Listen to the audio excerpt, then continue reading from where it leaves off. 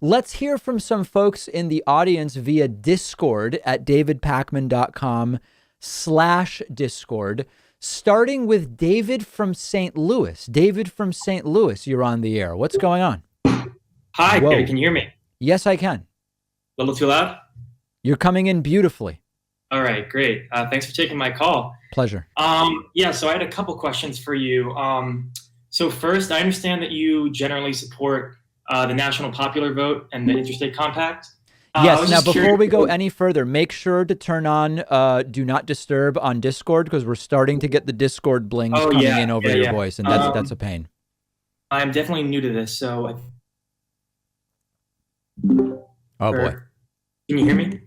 I can, yes. Yeah, I'm not sure how to do that, so I'm just gonna mute my sound while I'm talking. Is that okay? Okay, beautiful. All right.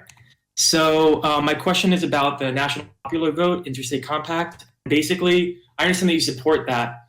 So my question is, in terms of ranked choice voting, which I've become more interested in lately. What are your thoughts on like the valid criticisms of that, and also just kind of like personally, who would you have ranked in terms of like your top three, let's say, for the latest presidential election?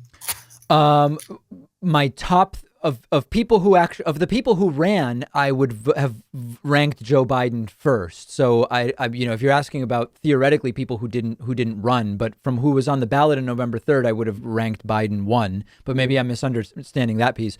We've got a bunch of segments about ranked choice voting and different versions of it. There are versions of ranked choice voting in which theoretically the person who wins is one that did not actually have a plurality of first choice votes. And that's something that I think we should seek to avoid.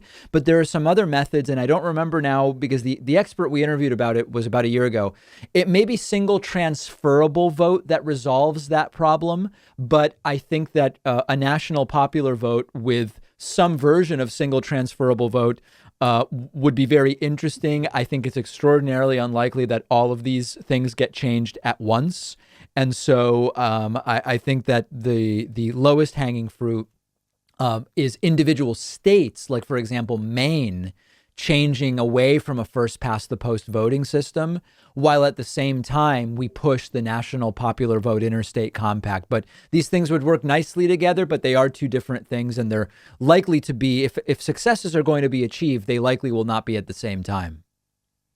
Yeah, so that was the one that you just described before about the one that I heard of was from Andrew Yang because I was following him during the election, and he was describing it the way like you could put your top person, let's say based on policy that you were most that you believed you like most supported, Yep. and then maybe put second or third the person that you thought was most likely going to win. So let's say for me it would have been like Andrew Yang, maybe Elizabeth Warren, and then Joe Biden, or not necessarily that order, but the idea that you could put your top person first, and then if they don't get the requisite amount of votes to move forward with like plurality, let's say, then Joe Biden gets all those votes. That's exactly the idea, and it eliminates the spoiler effect, which deters a lot of people from voting a third party in the first place. So that's one of the main attractions.